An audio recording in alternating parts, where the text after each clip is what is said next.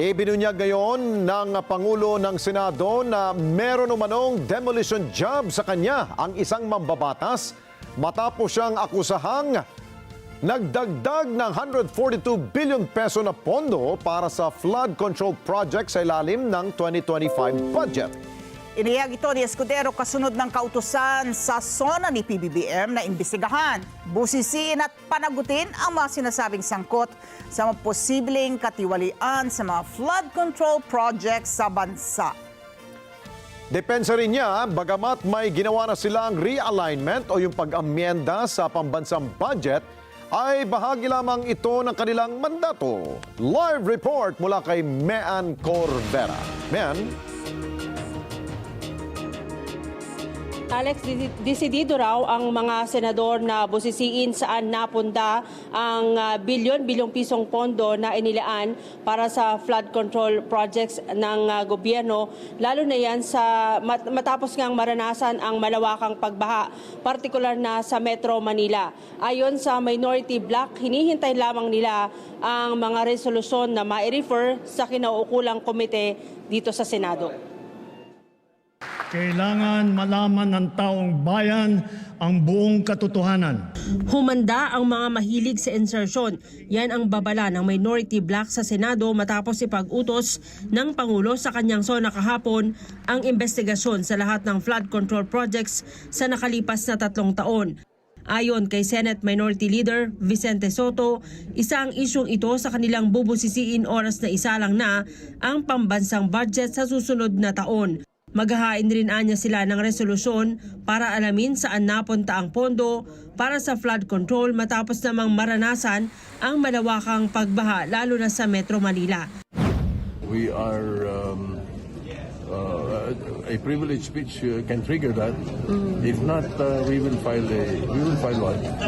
Hinamon naman ni Senator Ping Lacson ang mga kapwa-senador at kongresista na pakinggan ang babala ng Pangulo, lalo na ang tungkol sa katiwalian.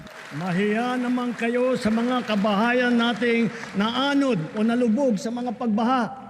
Dapat anyang imbestigahan talaga ang issue dahil mula 2011, umabot na sa 2 trilyong piso ang inilaan ng gobyerno sa flood management programs ng DPWH at maaring kalahati umano nito 1 trilyong piso napunta sa katiwalian. Tinawag namang demolition job ni Senate President Francis Escudero ang issue ng pagpapalutang sa umano'y ginawa niyang insertions sa pambansang budget para umano sa flood control projects sa kanyang lalawigan sa Sorsogon. Isa si Escudero sa sinasabi nagsingit ng 142 billion para sa umano'y flood control sa ilalim ng 2025 national budget. Pero ayon sa senador, ginamit ang isyong ito para siraan siya para harangin ang pagtakbo niya sa pagka-Senate President.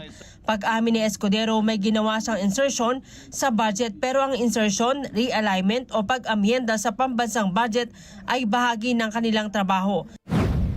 Pag nag-amyenda ka ng budget, insert na agad, illegal na agad, bawal na agad, may kita na agad, hindi naman siguro tama yon. Mali naman yata yon. So anong gusto niyo sabihin sa amin?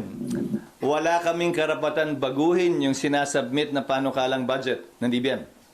Gano'n ba yan? Kung ano yung sinumite, ba't pa kami maghihiring? Ba't pa nakalagay sa saligang batas ang power of the purse ay nasa Kongreso? Yun ba yung ibig sabihin mo?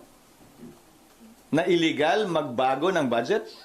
I don't think so. Ang illegal ay pork barrel, which was defined by the Supreme Court as post-enactment intervention.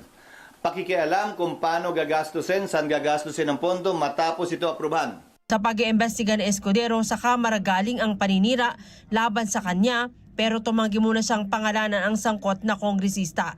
Yan daw ang dahilan kaya kasama sa paninira sa kanya ang paglabas ng video ng umano'y pagpunta niya sa opisina ni House Speaker Martin Romualdez para tiyakin umanong naisama sa national budget ang kanyang insertions. Pero iginit ni Escudero na sa 27 taon niya sa public service, hindi pa siya nakasuhan ng korupsyon. Siya rin ang isa sa maunang pumalakpak kahapon sa SONA ng Pangulo nang iutos nito ang investigasyon sa flood control projects kasama na ang mga umano'y ghost projects. I have never had, no single case has ever been filed against me in my 27 years in government. To that, Sorry ha, huling nagbaha ng matindi sa lalawigan ng Sorsogon, sisang pa, taong 1987. So excuse me, nagbabaha man sa amin, nakita namin yung dahilan, masyado nang mababaw yung ilog. Maghahain naman si Escudero ng panukalang batas para tuluyang ipagbawal na maging supplier o contractor sa lahat ng proyekto sa pamahalaan ng mga kamag-anak ng mga politikong nakaupo sa pwesto hanggang 4th degree of consanguinity. At bilang katugunan sa panawagan ng Pangulo kaugnay sa corruption, conflict of interest at hindi tamang paggamit ng pondo, maghahain kami ng panukalang batas na ang layunin ipagbawal up to the 4th civil degree of consanguinity and affinity ang sinumang mambabatas o opisyal ng pamahalaan, nasyonal man o lokal, na maging kontraktor o supplier sa pamahalaan.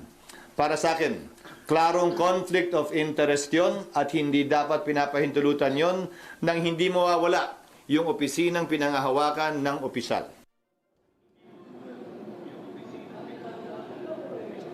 Alex, kanina nakapaghalal na ang Senado ng mga magiging chairman ng mga komite dito sa Senado.